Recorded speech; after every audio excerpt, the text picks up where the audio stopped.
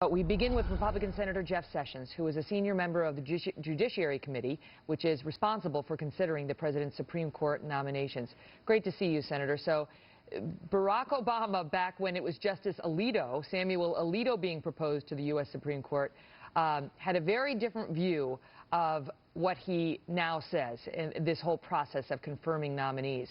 And what he said back then, as he filibustered that nomination, it wasn't just a no vote, it was a filibuster trying to decline a vote on this justice, was very different from what we heard today, which was, today he said Supreme Court nominations are different. We all understand they're different and they have to be treated with the respect they deserve. Your thought? Well, he's been totally hypocritical and inconsistent on that. Justice Alito is a fabulous judge. He did a great job at the Judiciary hearing, and he filibustered and tried to deny him having a vote. There is no doubt that by following what Mitch McConnell, our leader, Republican leader, has said, we're not going to bring this nominee up this year. He's doing exactly what Harry Reid would do if he were in the majority at this time. I've seen these fights.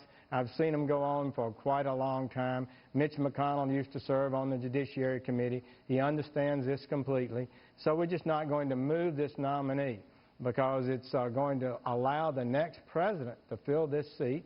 It's a decisive seat on the court.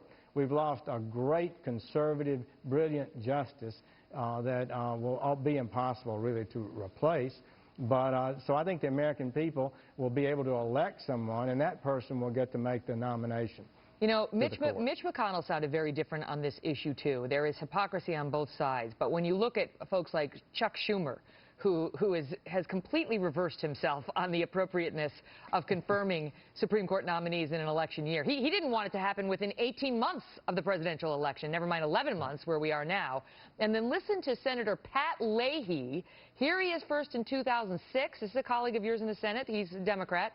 And then listen to him today. Watch.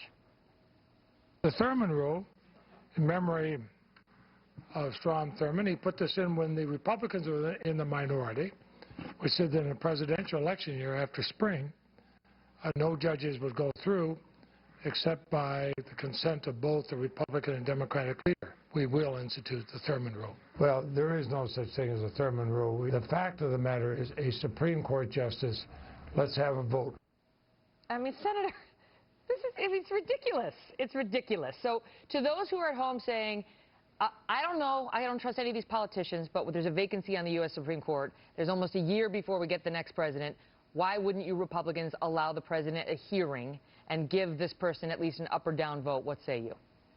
Well, I think it's the time. The president's had two confirmations to the Supreme Court, two very activist judges, in my opinion, that don't maintain their fidelity to the words of our Constitution and laws, and I don't think he's entitled to have a third one at this late date.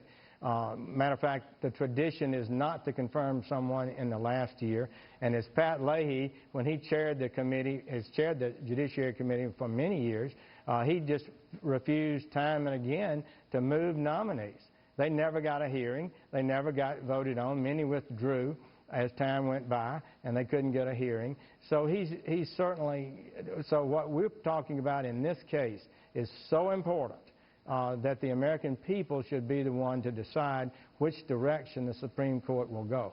Senator Sessions, I got to go, but I have to ask you very quickly. In the presidential